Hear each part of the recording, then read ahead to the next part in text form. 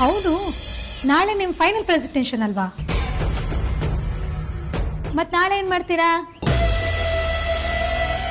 ಏನ್ ಮಾಡ್ಬೇಕು ಅಂತ ನನಗೂ ಗೊತ್ತಾಗ್ತಿಲ್ಲ ಮೂಲ್ಯ. ಅದಕ್ಕೆ ಮಾತಾಡೋದಕ್ಕೂ ಮುಂಚೆ 10 ಸತಿ ಯೋಚನೆ ಮಾಡ್ಬೇಕು. ಸುಮ್ನೆ ಬಾಯಿಗೆ ಬಂದಿದ್ದೆಲ್ಲ ಮಾತಾಡೋದಲ್ಲ. ಈ ಕೆಲಸನ ನಿನ್ಗಿಂತ ವರ್ಸ್ಟ್ ಆಗಿ ಯಾರಾದ್ರೂ ಮಾಡೋದಕ್ಕೆ ಸಾಧ್ಯನಾ? ಹೋಗಿ ಹೋಗಿ ನೀನು ನನಗೆ ಈ ಮಾತು ಹೇಳ್ತಿದ್ಯಾ? ಸಾಕು, ಸುಮ್ಮನೆ ಕಂಡಿದ್ದೀನಿ. ನಾನು ಬೇಜಾನ್ ಮಾತಾಡ್ತೀನಿ, ಬಾಯಿಗೆ ಬಂದಿದ್ದೆಲ್ಲ ಮಾತಾಡ್ತೀನಿ. ಆದ್ರೆ ಅದು ನಾರ್ಮಲ್ ಆಗಿದ್ದಾಗ ಮಾತ್ರ.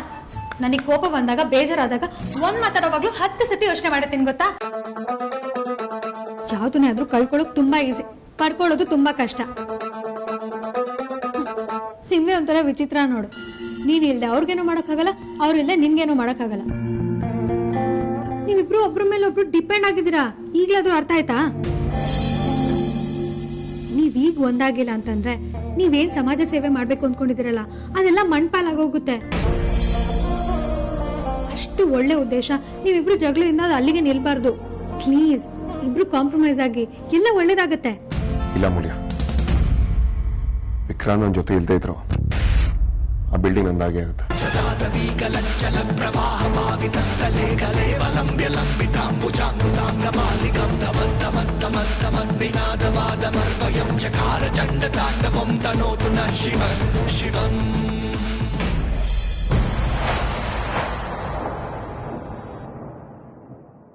ಏನೋ ಯೋಚನೆ ಮಾಡ್ತಾ ಇದೀಯಾ ಅಲ್ವಾ? ಇಲ್ಲಮ್ಮ, ಹಾಗೇನೂ ಇಲ್ಲ. ನೀನು ಬರೀ ಯೋಚನೆ ಮಾಡ್ತಾ ಇಲ್ಲ, ತುಂಬಾ ನೊಂದ್ಕೊಂಡಿರೋ ಹಾಗೆ ಅನಿಸ್ತಾ ಇದೆ. ಯಾಕಮ್ಮ, ನಿಮ್ಗೆ ಯಾಕೆ ಹಾಗೆ ಅನಿಸ್ತಾ ಇದೆ? ವಿಚಿತ್ರ ಏನು ಗೊತ್ತಾ, ಕಣ್ಣು ಕಾಣಿಸೋವಾಗ ಕಣ್ಣು ಕಾಣೋದಷ್ಟೇ ಅರ್ಥ ಆಗ್ತಾ ಇತ್ತು. ಕಣ್ಣು ಹೋದ್ಮೇಲೆ ಅರ್ಥ ಆಗದೆ ಇರೋ ಭಾವನೆ ಎಲ್ಲ ಅರ್ಥ ಆಗೋಕೆ ಶುರುವಾಗ್ತದೆ. ನೀನು ಕೈ ಹಿಡ್ಕೊಳ್ತಿದ್ದಾಗೆ ಅರ್ಥ ಆಯ್ತು ನೀನು ತುಂಬಾ ಬೇಜಾರಲ್ಲಿದ್ದೀಯ ಅಂತ. ನಿಜನಾ? ನಿಜ ಅಮ್ಮ, ಬೇಜಾರಾಗಿದ್ದು ನಿಜಾನೇ. ಯಾವ ವಿಷಯಕ್ಕೆ ಬೇಜಾರು ಮಾಡ್ಕೊಂಡಿದ್ದೀಯ? ಮನೆ ಮಕ್ಕಳ ಮಧ್ಯೆ ವೈಮನಸ್ ಬಂದು ವೇದಾಂತ್ ಮನೆ ಬಿಟ್ಟು ಹೋದ್ರಲ್ಲ, ತುಂಬಾ ಬೇಜಾರಾಗ್ತಿದ್ಯಮ್ಮ. ಹೀಗಾಗ್ಬಾರ್ದಾಗಿತ್ತು. ಅಣ್ಣ ತಮ್ಮಂದ್ರ ಮಧ್ಯೆ ಒಂದು ಸಲ ಮನ್ಸು ಹಾಳಾದ್ರೆ ಅದು ಮತ್ತೆ ಸರಿ ಹೋಗೋದು ತುಂಬಾ ಕಷ್ಟ ಅಮ್ಮ. ಈ ಮನೆ ಮಕ್ಕಳು ಎಲ್ಲ ಮಕ್ಕಳ ಥರ ಅಲ್ಲ, ತುಂಬಾ ಅನ್ಯೋನ್ಯವಾಗಿರ್ತಾರೆ ಅಂತ ಖುಷಿ ಪಡ್ತಾ ಇದ್ದೆ. ಆದ್ರೆ ಯಾವ್ದಾಗ್ಬಾರ್ದು ಅಂತ ಅನ್ಕೊಂಡಿದ್ನೋ ಅದೇ ಆಗೋಯ್ತು. ನನ್ ಕಣ್ ದೃಷ್ಟಿನೇ ತಾಗ್ತೇನೋ ಅಂತ ಭಯ ಆಗ್ತಿದ್ಯಮ್ಮ. ಅಯ್ಯೋ ಹೊಚ್ಚಿ, ಸುಮ್ನೆ ಏನೇನೋ ಅಂದ್ಕೋಬೇಡ. ಚೆನ್ನಾಗಿರೋದನ್ನ ಚೆನ್ನಾಗಿದೆ ಅಂತ ಹೇಳೋ ಮನಸ್ಸಿನ ಕಣ್ಣು ಯಾವತ್ತಿಗೂ ಬೀಳಲ್ಲ. ಅದು ಅಲ್ಲದೆ ಈ ಮಕ್ಕಳನ್ನ ನಾನು ಚಿಕ್ಕವರಿದ್ದಾಗ್ಲಿಂದ ನೋಡಿದ್ದೀನಿ. ವೇದಾಂತ ದೀಪ ಆದ್ರೆ ವಿಕ್ಕಿ ಆ ದೀಪದ ಬೆಳಕು. ದೀಪ ಬೆಳಕನ್ನ ಬೇರೆ ಮಾಡೋದಕ್ಕಾಗತ್ತಾ ವೈಜಯಂತಿ? ಅವರಿಬ್ಬರನ್ನ ಬೇರೆ ಮಾಡೋದಕ್ಕೆ ಸಾಧ್ಯನೇ ಇಲ್ಲ. ಇದೆಲ್ಲ ಸದ್ಯದಲ್ಲೇ ಸರಿ ಹೋಗುತ್ತೆ. ನೋಡೋಣ ಏನಾಗತ್ತೆ ಅಂತ.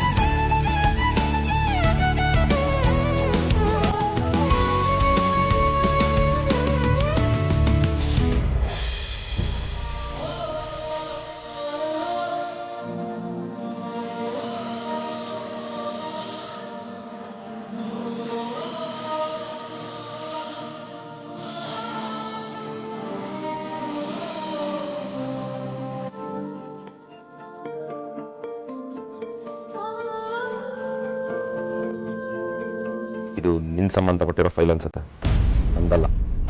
ತಗೋ.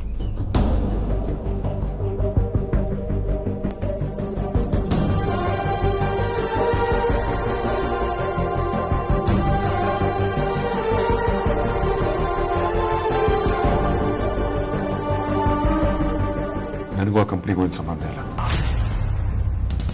ನಿನಗೆ ನಿನ್ನ ಕಂಪನಿ ಸಂಬಂಧಪಟ್ಟ ವಸ್ತುಗಳು ಯಾವುದೇ ನನ್ನ ಮನೇಲಿದ್ರು ತೊಗೊಂಡು ಹೋಗ್ಬೋದು. ಹೀಗೆ ಫೈಲ್ ನೆಪ ಇಟ್ಕೊಂಡು ನೀವು ಇಲ್ಲಿ ಪದೇ ಪದೇ ಬರೋದು ನನಗೆ ಇಷ್ಟ ಆಗ್ತಿಲ್ಲ. ನಾನು ಇದೇ ಮೊದಲನೇ ಸಲ ಬಂದಿದ್ದು. ಇನ್ನೊಂದು ಸಲ ಬಂದರೆ ಮಾತಾಡು.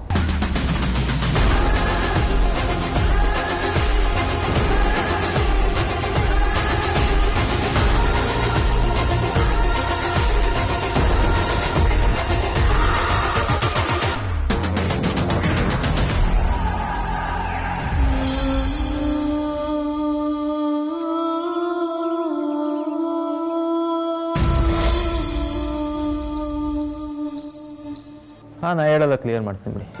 ಬಾಯ್. ವಿಕ್ಕಿ, ನಿಮ್ಮ ಪ್ರೆಸೆಂಟೇಷನ್ ನಾಳೆನೇ ಅದು ಇರೋದು. All the best. ನೀವು ಆಸೆ ಪಟ್ಟಿರೋ ಬಿಲ್ಡಿಂಗು ನಿಮಗೆ ಸಿಗಲಿ. ನೀನು ವೇದಾಂತ ಅಂದ್ಕೊಂಡಿರೋದ ಆದಷ್ಟು ಬೇಗ ನೆರವೇರ್ತು. ಏನಾಗುತ್ತೋ ಯಾರಿಗೂ ಗೊತ್ತು ಬಿಡಿ ಬಾವ. ಬಟ್ ಏನಾಗಬಾರ್ದಿತ್ತೋ ಆಗೋಗಿದೆಯಲ್ಲ. ಯಾಕೆ ವಿಕ್ಕಿ, ಡಲ್ ಆಗಿದೆಯಾ? ಆ ಬಿಲ್ಡಿಂಗ್ ನಮ್ದಾಗಬೇಕು ಅಂದರೆ ನಮ್ಮ ಕಾನ್ಸೆಪ್ಟ್ನ ಕದ್ದವನ್ನ ಹಿಡಿದು ಅವನು ಫ್ರಾಡ್ ಅಂತ ಪ್ರೂವ್ ಮಾಡಬೇಕು ಬಾವ. ಪ್ರೂವ್ ಮಾಡೋಣ ಅಂದರೆ ನಮ್ಮ ಹತ್ರ ಯಾವ ಪ್ರೂಫು ಇಲ್ಲ. ಅದಕ್ಕೆ ಯಾವ ಮುಖ ಇಟ್ಕೊಂಡು ಅಲ್ಲೋ ಕೂರೋದು ಅಂತ ಗೊತ್ತಾಗ್ತಾ ಇಲ್ಲ. ಹೋಗೋದಕ್ಕಿಂತ ಇಲ್ಲೇ ಇರೋದು ವಾಸಿ ಅನಿಸ್ತಿದೆ ಬಾವ. ನೀನು ಇಷ್ಟಕ್ಕೆ ಬೇಜಾರು ಮಾಡ್ಕೊಂಡ್ರೆ ಹೇಗೆ ವಿಕ್ಕಿ? ನೀವೀಗ ಪ್ರಪೋಸ್ ಮಾಡಿದ್ದೀರಲ್ವಾ, ಯಾವುದಕ್ಕೂ ಒಂದ್ಸಲ ನೀವಿಬ್ರು ಹೋಗಿ ಬನ್ನಿ. ನೀವೀಗ ಹೋಗಿಲ್ಲ ಅಂದರೆ ಅದು ಬೇರೆ ಅರ್ಥ ಆಗುತ್ತೆ. ಆಟ ಆಡದೆ ಸೋಲೊಪ್ಕೊಳ್ಳೋಕ್ಕಿಂತ ಆಡಿ ಸೋತ್ರೆ ಒಂದು ಅರ್ಥ ಇರುತ್ತೆ. ಅದಕ್ಕೆ ನೀವಿಬ್ರು ಹೋಗಿ ಬನ್ನಿ. ಏನಾಗುತ್ತೋ ಆಮೇಲೆ ನೋಡೋಣ. ನಾನೇನೋ ಹೋಗೋಕೆ ರೆಡಿ ಬಾವ, ಬಟ್ ಅಗ್ರಜ ಬರಲ್ಲ ಅನ್ಸುತ್ತೆ. ಇಲ್ಲ ವಿಕಿ, ಈ ವಿಷಯದಲ್ಲಿ ನೀನು ವೇದಾಂತನ ತಪ್ಪು ತಿಳ್ಕೊಂಡಿದ್ಯಾ. ಇಷ್ಟು ವರ್ಷ ನೀನು ವೇದಾಂತನ ಅಣ್ಣನಾಗಿ ಮಾತ್ರ ನೋಡಿದ್ಯಾ. ಆದರೆ ನಾನು ವೇದಾಂತನ ಪಕ್ಕಾ ಬಿಸ್ನೆಸ್ ಮ್ಯಾನ್ ಆಗಿ ನೋಡಿದ್ದೀನಿ. ಅವ್ರು ಒಂದ್ಸಲ ಇಟ್ಟಿರೋ ಹೆಜ್ಜೆನ ಯಾವುದೇ ಕಾರಣಕ್ಕೂ ಹಿಂದೆ ಇಡಲ್ಲ. ಬಂದೇ ಬರ್ತಾರೆ, ನೋಡ್ತೀವಿ. ನೋಡೋಣ ಬಾವ.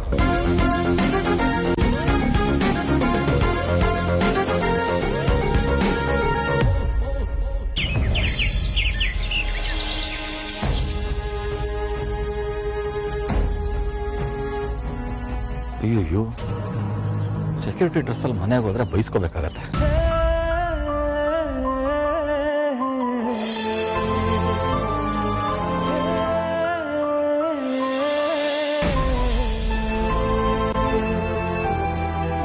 ಪರೇ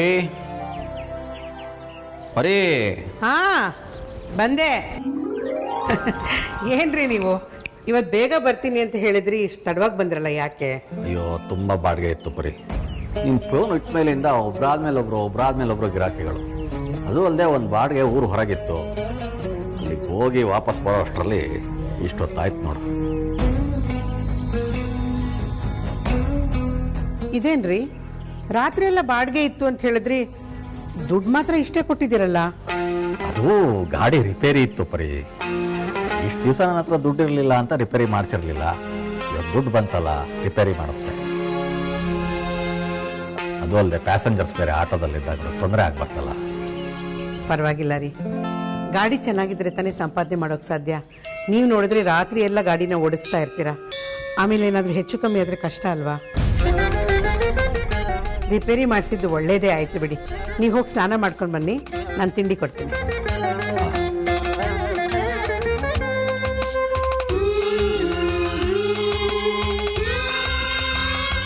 ಅರೆ, ಏನೋ ತಂದಿದ್ದಾರೆ ಅನ್ಸುತ್ತೆ.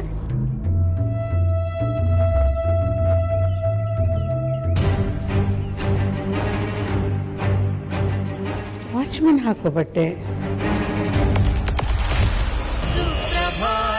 ನಿನಗೆ ಶ್ರೀ ವೆಂಕಟೇಶ. ದೇವ್ರೆ, ಹೀಗೆ ನನ್ನ ಮಕ್ಕಳ ಮಧ್ಯೆ ಎಲ್ಲ ಮೊದಲಿನ ಹಾಗಿಲ್ಲ. ಆದರೆ ಕೆಲಸದ ವಿಷಯದಲ್ಲಿ ಮಾತ್ರ ಆಸಕ್ತಿ ಹಾಗೇ ಇದೆ. ವೇದಾಂತ್ ಕೆಲಸನೇ ದೇವರು ಅಂತ ನಂಬಿದವನು. ವಿಕ್ರಾಂತ್ ಅವನನ್ನು ಅನುಸರಿಸೋನು. ಇವರಿಬ್ರು ಇವತ್ತು ಒಂದು ಒಳ್ಳೆ ಕೆಲಸಕ್ಕೆ ಹೋಗ್ತಾ ಇದ್ದಾರೆ. ಅವ್ರಿಗೆ ಯಾವುದೇ ವಿಘ್ನ ಬರದೇ ಇರಲಿ. ಬಂದರು ಅದನ್ನು ನಿವಾರಣೆ ಮಾಡೋ ಹಾಗೆ ಆಶೀರ್ವಾದ ಮಾಡಪ್ಪ. ಅವರಿಬ್ಬರ ಕೆಲಸ ಆದರೆ ಅವರಿಬ್ಬರ ಮಧ್ಯೆ ಮನಸ್ತಾಪನೂ ಕಡಿಮೆ ಆಗ್ಬಹುದು. ಅವರಿಬ್ಬರಿಗೂ ಒಳ್ಳೇದಾಗ್ಲಿ ಅಂತ ಆಶೀರ್ವಾದ ಮಾಡಪ್ಪ.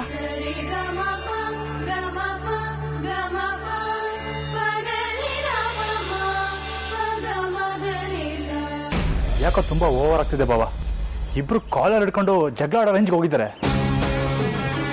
ಇದೀಗೆ ಮುಂದುವರೆದ್ರೆ ದೊಡ್ಡ ಅನಾಹುತ ಆಗೋದ್ರಲ್ಲಿ ಅನುಮಾನನೇ ಇಲ್ಲ.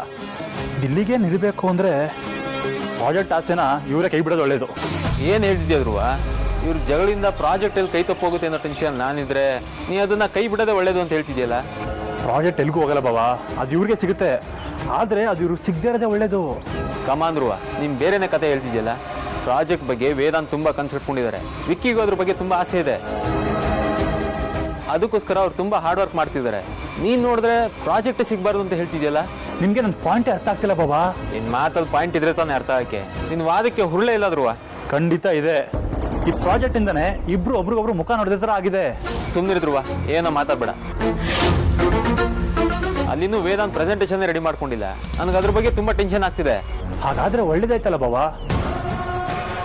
ಪ್ರೆಸೆಂಟೇಷನ್ ರೆಡಿ ಇಲ್ಲ ಅಂದ್ರೆ ಅಣ್ಣ ಮೀಟಿಂಗ್ಗೆ ಹೋಗಲ್ಲ. ನಿನ್ ತಲೆ ಕೆಟ್ಟೋಗಿದ್ಯಾ? ವೇದಾಂತ್ ಬಗ್ಗೆ ನಿನ್ಗೆ ಗೊತ್ತಿಲ್ವಾ? ಅವ್ರ ಪ್ರಾಪರ್ಟಿ ಓನರ್ ಹತ್ರ ವಿತ್ ಪ್ರೂಫ್ ಬರ್ತೀನಿ ಅಂತ ಹೇಳಿದ್ದಾರೆ. ವೇದಾಂತ್ ಒಂದ್ಸಲ ಆ ಥರ ಕಮಿಟ್ ಆದ್ರು ಅಂದ್ರೆ ಅದನ್ನ ಅಚೀವ್ ಮಾಡೇ ಮಾಡ್ತಾರೆ.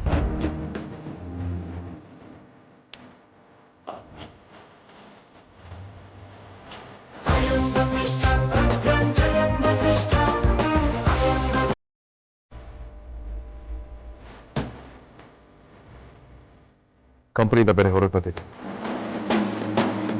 ನನಗೂ ಕಂಪ್ನಿಗೆ ಯಾವ ಸಂಬಂಧ ಇಲ್ಲ. ಏನ್ ಮಾಡ್ಬೇಕು ಅಂತ ಗೊತ್ತಾಗ್ತಿಲ್ವಲ್ಲ. ವಿಕ್ಕಿನ ಅವ್ನು ಕಮ್ಮಿ ಇಲ್ಲ. ಅವ್ನು ಈ ಪ್ರಾಜೆಕ್ಟ್ ತಗೊಳ್ಳೇಬೇಕು ಅಂತ ಹಠಕ್ಕೆ ಬಿದ್ದಾನೆ. ಅವನಿಗೆ ಹಠನ ಕಲ್ತಿರೋದೇ ವೇದಾಂತಿಂದ. ನೋಡ್ತಿರೋ, ಅವನಿಗೆ ಪ್ರಾಜೆಕ್ಟ್ನ ಅಷ್ಟು ಈಸಿಯಾಗಿ ಕೈ ಬಿಡೋದೇ ಇಲ್ಲ.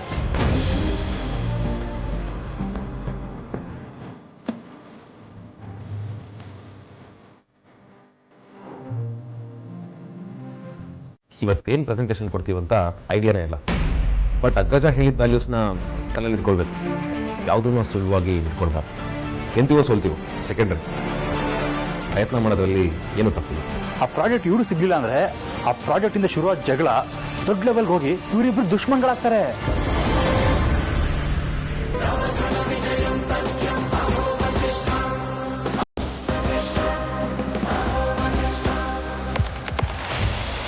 ಅಮ್ಮನ ಆಶೀರ್ವಾದ ತಗೊಳ್ತೀನಿ.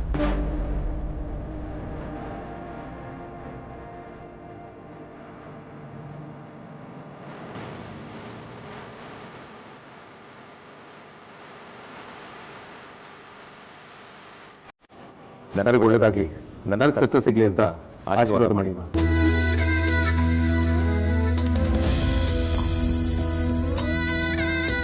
ಇಬ್ರಲ್ಲಿ ಒಬ್ರು ಗೆಲ್ಲಿ ಅಂತ ನಾನು ಹೇಗಪ್ಪ ಬಯಸಕ್ಕಾಗತ್ತೆ?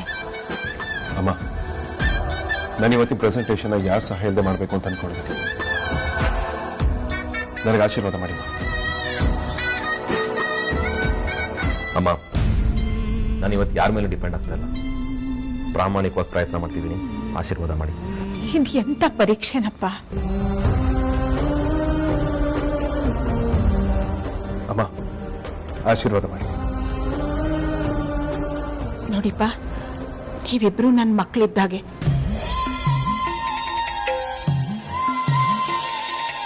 ಯಾರೋ ಒಬ್ರು ಗೆಲ್ಲಿ, ಒಬ್ರಿಗೆ ಯಶಸ್ಸು ಸಿಗ್ಲಿ ಅಂತ ನಾನು ಬಯಸೋದು ತಪ್ಪಾಗುತ್ತೆ.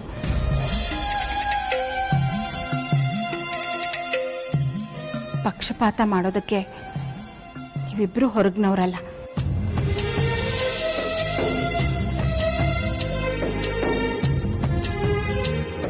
ನಿಮ್ಮಿಬ್ರನ್ನು ನೋಡಿ ಹೆಚ್ಚು ದಿನ ಆಗದೆ ಇರ್ಬೋದು. ಆದರೆ ನಿಮ್ಮಿಬ್ರಲ್ಲಿ ಒಂದು ವಿಷಯ ನಾನು ಅರ್ಥ ಮಾಡ್ಕೊಂಡಿದ್ದೀನಿ.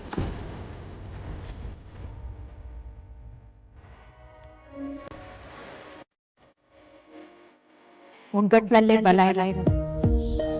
ಅಣ್ಣ ತಮ್ಮಂದಿರಿಬ್ರು ಒಬ್ಬರನ್ನೊಬ್ರು ಅವಲಂಬಿಸ್ಕೊಂಡಿದ್ರೇನೆ ಚಂದ.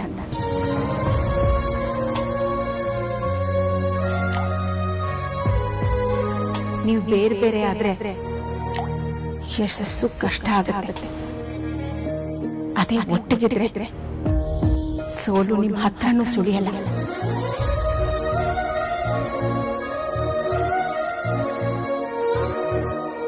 ನೀವಿಬ್ರು ಕೈ ಜೋಡಿಸಿದ್ರೆ ಇದಷ್ಟೇ ಅಲ್ಲ, ಇದಕ್ಕಿಂತ ದೊಡ್ಡದ್ ಸಾಧಿಸ್ತೀರಾ. ಅಮ್ಮ ಅಮ್ಮ ಅಣುವಣುವಣು ನೀ ಅಮ್ಮ ಅಮ್ಮ.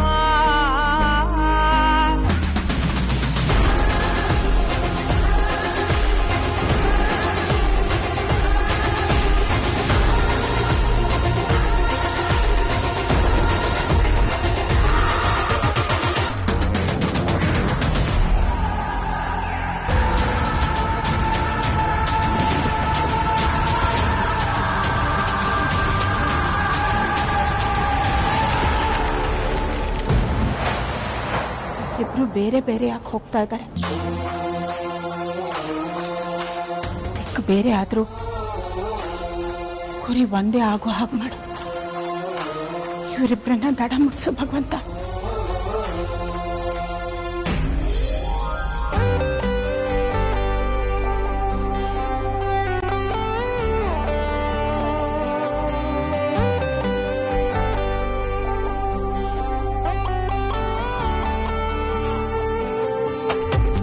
ಪೂಜೆ ಆಯ್ತೇನ್ರಿ? ತಿಂಡಿ ತಗೊಳ್ಳಿ.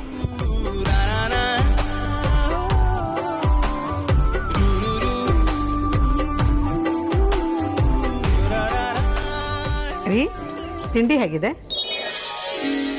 ನಿನ್ನ ಕೈ ರುಚಿ ಯಾವತ್ತು ತಾನೇ ಕಮ್ಮಿ ಆಗಿದೆ ಹೇಳು? ಈಗಂತೂ ಇನ್ನೂ ಚೆನ್ನಾಗೇ ಆಗ್ತಾ ಇದೆ. ರೀ, ನಾನು ನಿಮ್ಮನ್ನ ಒಂದು ಮಾತು ಕೇಳಬೇಕು. ಕೇಳ? ಹೇಳ್ಪ್ರಿ, ಅದಕ್ಕೇನಂತೆ? ರೀ, ಈ ವಾಚ್ಮ್ಯಾನ್ ಕೆಲಸ ಮಾಡಿದ್ರೆ ಸಂಬಳ ಎಷ್ಟು ಸಿಗುತ್ತೆ? ತಗೊಳ್ಳಿ ತಗೊಳ್ಳಿ ತಗೊಳ್ಳಿ, ನಿಧಾನ ನಿಧಾನ ರೀ.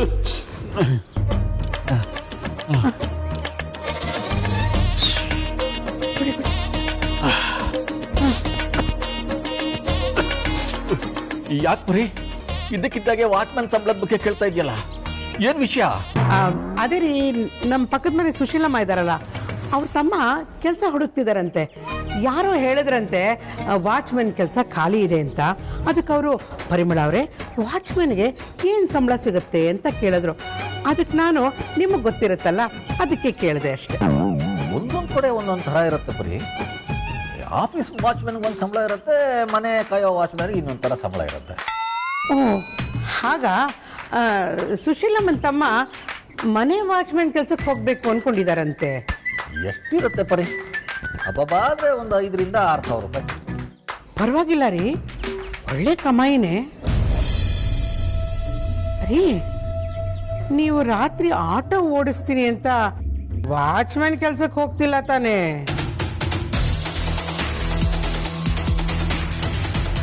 ಯಾಕೆ ಪರಿ ಹೀಗೆ ಕೇಳ್ತಾ ಇದೆಯಾ? ನಿನಗೆ ನನ್ನ ಮೇಲೆ ಅನುಮಾನನ? ಛೇ, ಹಾಗೇನೂ ಇಲ್ಲ ರೀ. ನಾನು ಯಾಕೆ ನಿಮ್ಮ ಮೇಲೆ ಅನುಮಾನ ಪಡ್ಲಿ? ಮತ್ತೆ ಯಾಕೆ ನೀವು ಈ ಪ್ರಶ್ನೆ? ನೀವೊಂದು ಕವರ್ ತಂದಿದ್ರಲ್ಲ, ಅದರಲ್ಲಿ ಈ ವಾಚ್ಮ್ಯಾನ್ ಹಾಕ್ಕೊಳ್ತಾರೆ ನೋಡಿ ಬಟ್ಟೆ, ಅದು ಮಡ್ಸಿಟ್ಟಿತ್ತು, ಅದಕ್ಕೆ ಕೇಳಿದೆ ಅಷ್ಟೇ. ಅದಾ? ಬೆಳಗ್ಗೆ ಬರ್ತಾ ವಾಚ್ಮ್ಯಾನ್ ಒಬ್ಬ ನನ್ನ ಆಟೋದಲ್ಲಿ ಕೂತ್ಕೊಂಡಿದ್ದ. ಅವನ ಯೂನಿಫಾರ್ಮ್ನ ನನ್ನ ಆಟೋದಲ್ಲಿ ಹಾಗೆ ಬಿಟ್ಟು ಹೊಟ್ಟೋದ. ನಾನು ಅವನು ಇನ್ನೊಂದ್ಸಲ ಸಿಕ್ಕರೆ ಕೊಟ್ರಾಯ್ತು ಅಂತ ಹಾಗೆ ಮನೆಗೆ ತಗೊಂಡು ಬಂದೆ ಅಷ್ಟೇ. ಅಲ್ಲ ರೀ, ವಾಚ್ಮ್ಯಾನ್ ಯೂನಿಫಾರ್ಮ್ನ ಮೈ ಮೇಲೆ ಹಾಕೊಳ್ಳೋದು ಬಿಟ್ಟು ಕವರಲ್ಲಿ ಯಾಕೆ ತಗೊಂಡ್ಬರ್ತಾನೆ? ಬರೀ ನಾನು ಡ್ಯೂಟಿ ಮುಗಿದ ಮೇಲೆ ಯೂನಿಫಾರ್ಮ್ ಹಾಕೊಂಡು ಮನೆಗೆ ಬರ್ತೀನಾ? ಅದನ್ನ ಕೈಯಲ್ಲಿ ತಾನೇ ಹಿಡ್ಕೊಂಬರೋದು. ಹಂಗೆ ಅವರು ಅವ್ರು ಡ್ಯೂಟಿ ಮುಗಿದ ಮೇಲೆ ಯೂನಿಫಾರ್ಮ್ನ ಅವ್ನ ಕವರ್ಗೆ ಹಾಕೊಂಡು ಹೋಗ್ತಾರೆ. ಹೌದಾ? ಸರಿ ಬಿಡಿ, ನೀ ತಿಂಡಿ ತಿನ್ನಿ. ಜೀವನ ಏರುಪೇರಿನ ಗಾಯನ, ಏರುಪೇರಿನ ಗಾಯನ. Hi sir. ಓ ವಿಕ್ರಾಂತ್, ಬನ್ನಿ ಪ್ಲೀಸ್ ಬಿಸಿ. ನಾವು ನಿಮಗೋಸ್ಕರನೇ ವೇಟ್ ಮಾಡ್ತಾ ಇದ್ವಿ. ನೀವು ಲಾಸ್ಟ್ ಟೈಮ್ ಬಂದಿದ್ರಲ್ಲ, ಆ ರೀತಿ ಬಂದಿದ್ರೆ ವಿ ಆರ್ ಹೆಲ್ಪ್ಲೆಸ್. ನೀವು ಇವ್ರ ಬಗ್ಗೆ ಅಲಿಗೇಷನ್ ಮಾಡಿದಿರಲ್ಲ, ಅದ್ರ ಬಗ್ಗೆ ಪ್ರೂಫ್ ಇದ್ರೆ ಮಾತ್ರ ಮಾತುಕತೆ ಮುಂದುವರ್ಸೋಣ. ಇಲ್ಲ ಅಂದರೆ ಇಬ್ಬರು ಟೈಮು ವೇಸ್ಟ್. ಇಲ್ಲ ಸರ್, ಮಾತುಕತೆನ ಮುಂದುವರಿಸ್ಬೋದು. ನಾವು ಕೇಳಿದ್ದು ಪ್ರೂಫ್ ಬಗ್ಗೆ. ಪ್ರೂಫ್ ಕೊಟ್ಟೇನೆ ನಿಮ್ಮ ಮಾತು ಶುರು ಮಾಡಿ. ಬೇರೆಯವ್ರ ಬಗ್ಗೆ ಮಾತಾಡಬೇಕು ಅಂತಂದ್ರೆ ಅವ್ರ ಬ್ಯಾಕ್ಗ್ರೌಂಡ್ನ ತಿಳ್ಕೊಂಡು ಮಾತಾಡಬೇಕು ಮಿಸ್ಟರ್ ವಿಕ್ರಾಂತ್ ವಸಿಷ್ಠ. ಬಿಸ್ನೆಸ್ಸು ಅಂದರೆ ಬರೀ ಪರ್ಚೇಸ್ ಆ್ಯಂಡ್ ಸೇಲ್ ಅಷ್ಟೇ ಅಂತ ಅನ್ಕೋಬೇಡಿ. ಅದು ಬರೀ ಮುಖ ಅಷ್ಟೇ, ಹಾರ್ಟು ಬೇರೆನೇ ಇದೆ. ಅಂದಾಗೆ ನಿಮ್ಮ ಅಣ್ಣ ವೇದಾಂತ ಯಾಕೆ ಬಂದಿಲ್ಲ? ಅದು ಮೋಸ್ಟ್ಲಿ ಇವ್ರ ಹತ್ರ ಯಾವುದೇ ಪ್ರೂಫ್ ಇಲ್ಲ ಅನ್ಸುತ್ತೆ. ಹೇಗಾದರೂ ಮಾಡಿ ವ್ಯವಹಾರ ಕುದುರಿಸೋಣ ಅಂಥೇಳಿ ಒಬ್ಬರೇ ಬಂದಿದ್ದಾರೆ. ಆ್ಯಕ್ಚುಲಿ ನೀವು ಅವತ್ತು ಮಾತಾಡಿದ್ದು ನೋಡಿದ್ರೆ ನಿಮ್ಮ ಬಗ್ಗೆ ಭಾಳ ಕಾನ್ಫಿಡೆನ್ಸ್ ಇಟ್ಕೊಂಡಿದ್ದೆ ನಾನು. ಚಿಲ್ಲರೆ ವ್ಯವಹಾರ ಮಾಡೋರೆಲ್ಲ ಬರೀ ಇದನ್ನೇ ಮಾಡೋದು ಸರ್. ನೀವು ಅವರನ್ನು ನಂಬಿ ಫೂಲ್ ಆಗಿದ್ದೀರಾ ಅಷ್ಟೇ. ಮೋಸ್ಟ್ಲಿ ನಿಮ್ಮ ಅಣ್ಣ ಹೆದರ್ಕೊಂಡು ನಿಮ್ಮೊಬ್ಬರನ್ನ ಇಲ್ಲಿ ಕಳಿಸಿದ್ದಾರೆ ಅನ್ಸುತ್ತೆ ಅಲ್ವಾ? ಅಜಯ್ ಅವ್ರ ಡೀಲ್ ನಮ್ಗೆ ಒಪ್ಪಿಗೆ ಆಗಿದೆ, ಅವ್ರ ಜೊತೆನೇ ವ್ಯವಹಾರ ಮಾಡ್ತೀವಿ.